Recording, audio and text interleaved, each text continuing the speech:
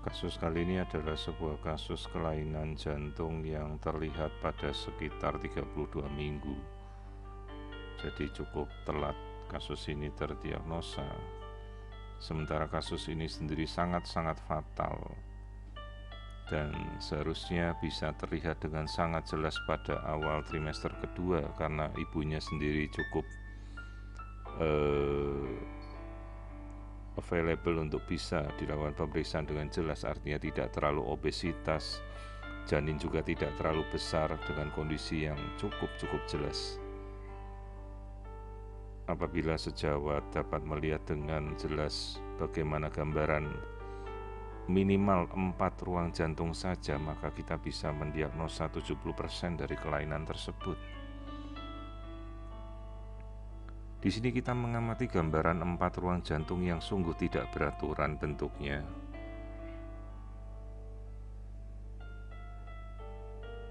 Terlihat gambaran jantung yang tidak mempunyai sekat yang utuh. Jadi antara sekat ventrikel atau sekat bilik ini tidak terbentuk sempurna atau bolong.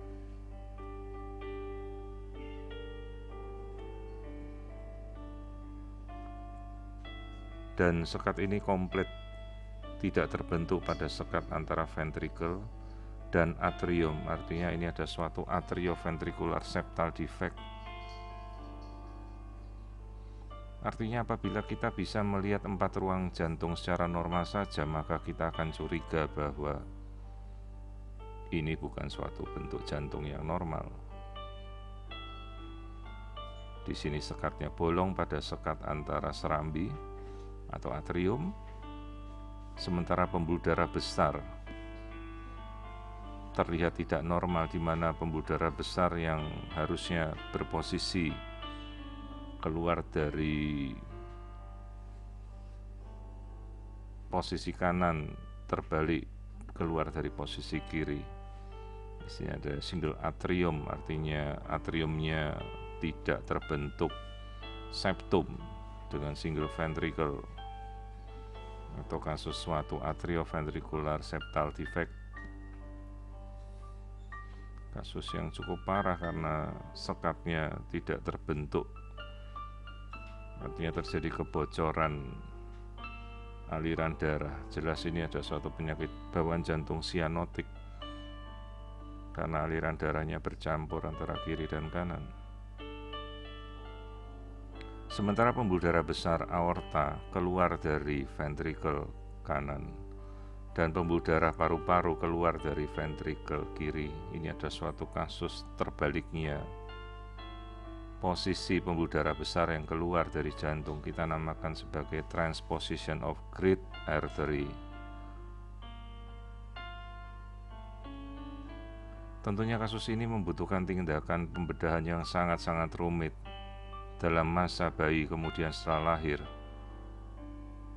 Jelas ini perlu ditangani dengan segera pada bayi setelah lahir. Masalahnya berapa tahap operasi itu harus dilakukan, bagaimana prognosis kondisi bayi ini setelah operasi, dan apakah operasi itu berhasil dilakukan, kita belum bisa menjawab.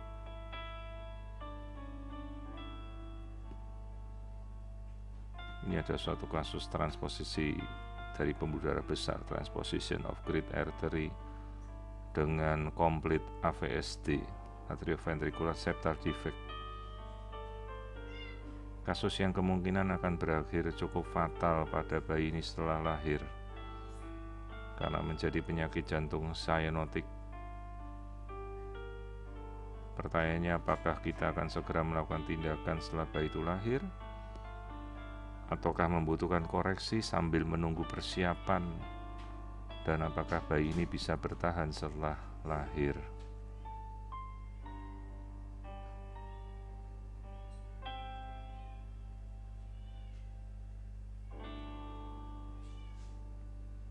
Artinya orang tua perlu kita lakukan inform consent sejelasnya agar mengerti permasalahan yang dihadapi bukan suatu permasalahan yang sederhana.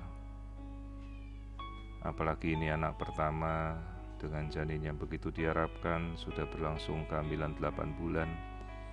dan baru kemudian terdiagnosa pada